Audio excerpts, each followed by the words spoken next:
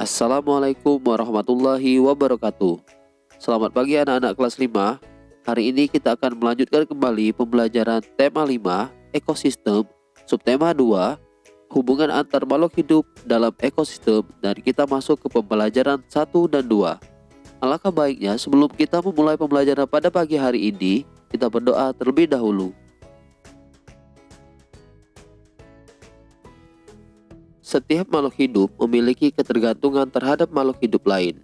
Manusia memerlukan tumbuhan dan hewan juga memerlukan manusia. Makhluk hidup juga memerlukan tanah, udara, dan matahari untuk mendukung kehidupannya. Baiklah anak-anak kelas 5, pada pembelajaran pertama ini kita akan mempelajari hubungan makhluk hidup dalam bentuk rantai makanan. Rantai makanan adalah perjalanan memakan dan dimakan dengan urutan tertentu antar makhluk hidup. Sekarang coba perhatikan contoh rantai makanan berikut ini. Padi dimakan oleh tikus, kemudian tikus dimakan oleh ular, ular dimakan oleh burung elang. Setelah beberapa waktu, burung elang mati, bangkainya membusuk, diuraikan oleh makhluk hidup pengurai dan bercampur dengan tanah, membentuk humus. Humus sangat dibutuhkan tumbuhan, terutama rumput. Begitulah seterusnya sehingga proses ini berjalan dari waktu ke waktu. Di lautan, yang menjadi produsen adalah fitoplankton. Fitoplankton ialah sekumpulan tumbuhan hijau yang sangat kecil ukurannya dan melayang-layang dalam air. Konsumen satu adalah zooplankton atau hewan pemakan fitoplankton. Konsumen kedua adalah ikan-ikan kecil. Konsumen ketiga adalah ikan-ikan sedang, dan konsumen keempat atau konsumen puncak adalah ikan-ikan besar. Selanjutnya, ikan yang telah mati diuraikan oleh dekomposer sehingga dapat dimanfaatkan fitoplankton sebagai sumber nutrisi untuk membuat makanan. Urutan peristiwa memakan dan dimakan tersebut dapat berjalan seimbang dan lancar jika seluruh komponen tersebut ada. Jika salah satu komponen tidak ada, akan terjadi ketimpangan dalam urutan makanan dan dimakan tersebut. Agar rantai makanan dapat terus berjalan, jumlah produsen harus lebih banyak daripada jumlah konsumen ke satu. Konsumen ke satu lebih banyak daripada konsumen kedua, dan seterusnya. Ada satu lagi komponen yang berperan besar dalam rantai makanan, yaitu pengurai. Pengurai adalah makhluk hidup yang menguraikan kembali zat-zat yang semula terdapat dalam tubuh hewan dan tumbuhan yang telah mati. Hasil kerja pengurai dapat membantu proses penyuburan tanah. Contoh pengurai adalah bakteri dan jamur. Baiklah anak-anak kelas 5, dalam rantai makanan terjadi perpindahan energi dari satu makhluk hidup ke makhluk hidup yang lain. Sekarang, coba kalian perhatikan kembali rantai makanan berikut ini. Tumbuhan sebagai produsen memproduksi makanannya sendiri melalui proses fotosintesis. Jenis makanan yang diproduksi oleh tumbuhan berupa gula. Oleh tumbuhan, makanan dapat disimpan dalam bentuk biji, batang, buah, dan akar. Konsumen tingkat 1 merupakan hewan herbivora atau pemakan tumbuhan. Makanan yang dimakan hewan tersebut akan diubah ke dalam bentuk energi untuk melakukan aktivitas dan bereproduksi. Contoh, konsumen tingkat 1 adalah tikus.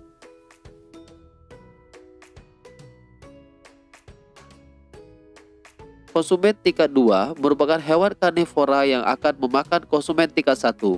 Jadi, konsumen tingkat 1 merupakan sumber energi bagi konsumen tingkat 2 agar dapat bertahan hidup. Contoh, hewan konsumen tingkat 2 adalah ular.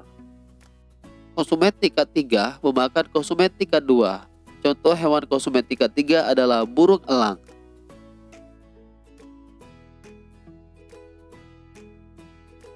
Pada saat konsumen tingkat 3 mati, tubuhnya akan membusuk. Pada proses pembusukan, tubuhnya akan diurai oleh mikroorganisme seperti bakteri dan jamur.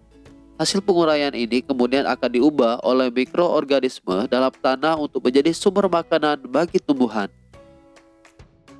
Baiklah anak-anak kelas 5, kita akan masuk ke pembelajaran kedua. Baiklah anak-anak kelas 5, berikut ini adalah sarapan Edo. Salah satu manfaat sarapan adalah memberikan energi untuk beraktivitas. Telur merupakan makanan yang mengandung protein yang sangat berguna bagi kesehatan tubuh. Anak-anak kelas 5, tentu kamu tahu bahwa ayam menghasilkan telur yang bermanfaat bagi manusia. Ketika kita memakan telur ayam, kita mendapatkan energi dari telur ayam tersebut. Sedangkan ayam mendapatkan energi dari makanan yang dimakannya, misalnya biji-bijian. Baiklah anak-anak kelas 5, jadi saat kita sarapan telah terjadi aliran energi. Masih ingatkah kalian bagaimana aliran energi terjadi? Mari kita belajar lebih jauh tentang aliran energi dengan menjawab beberapa pertanyaan berikut ini. Apa yang dimaksud aliran energi pada sebuah rantai makanan? Aliran energi pada sebuah rantai makanan adalah perpindahan energi dari satu makhluk hidup ke makhluk hidup yang lain dari peristiwa makan dan dimakan pada suatu rantai makanan. 2. Adakah hubungan antara rantai makanan dengan aliran energi? Jelaskan. Ada, karena pada rantai makanan pasti terjadi peristiwa makan dan dimakan. Ketika suatu makhluk hidup memakan makhluk hidup lain, maka akan terjadi perpindahan energi berupa zat-zat yang dibutuhkan untuk bertahan hidup bagi makhluk hidup tersebut. 3. Jelaskan peran penting produsen dalam sebuah rantai makanan. Produsen merupakan satu-satunya komponen yang mampu memproduksi makanan sendiri. Produsen juga menjadi komponen yang akan dimakan oleh konsumen tingkat 1 agar rantai makanan tetap berjalan. 4. Rantai makanan pada puncaknya disebut konsumen puncak. Apabila konsumen puncak punah, apa yang akan terjadi pada konsumen 1 dan konsumen 2? Jumlah konsumen 2 akan bertambah banyak karena tidak ada konsumen puncak yang memakan mereka. Hal tersebut menyebabkan konsumen 1 akan berkurang secara drastis karena dimakan oleh konsumen 2 yang semakin banyak. Baiklah anak-anak kelas 5, keberadaan ekosistem juga dijadikan sebagai inspirasi dalam berkarya, seperti yang terdapat dalam beberapa tarian daerah. Hasil panen yang diperoleh dari ekosistem sawah atau ladang dituangkan menjadi karya tari yang indah dan menarik. Beberapa tarian daerah juga menjadikan tindak tanduk hewan dalam sebuah ekosistem sebagai inspirasi tarian. Berikut ini tarian daerah yang terinspirasi dari keberadaan ekosistem dan juga tindak tanduk hewan. Tari tradisional Caping Ngancak yang berasal dari Lamongan, Jawa Timur. Tari ini menggambarkan para petani yang sedang bekerja mulai dari menanam, merawat, hingga memanen padi. Seperti petani sebenarnya, para penari juga mengenakan caping. Caping merupakan penutup kepala yang biasa digunakan petani saat bekerja di sawah. Caping berbentuk kerucut terbuat dari anyaman bambu.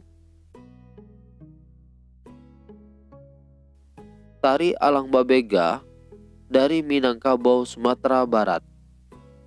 Tarian ini menggambarkan burung elang yang melayang-layang di udara. Burung elang ini mengepakkan sayapnya, mencari mangsa, kemudian menukik dan menyambar mangsa tersebut. Contoh tarian daerah yang terinspirasi tindak tanduk hewan antara lain Tari Merak dari Jawa Barat dan Tari Cendrawasih dari Bali. Anak-anak kelas 5, setiap tarian daerah memerlukan perlengkapan atau properti yang digunakan penari pada saat menarikannya. Berikut ini beberapa nama tarian daerah dan properti yang digunakan. Misalnya, tari payung menggunakan properti payung, tari legong menggunakan properti kipas, tari lilin menggunakan properti lilin, tari piring menggunakan properti piring, tari Caping Ngancak menggunakan properti caping, tari topeng menggunakan properti topeng, dan tarik kuda lumping menggunakan properti kuda-kudaan. Demikian tadi anak-anak kelas 5 pembelajaran tema 5 ekosistem, subtema 2 hubungan antar makhluk hidup dalam ekosistem di pembelajaran 1 dan 2. Bapak harap penjelasan Bapak pada pagi hari ini dapat membuat kalian mengerti. Bapak akhiri, Assalamualaikum warahmatullahi wabarakatuh. Selamat pagi.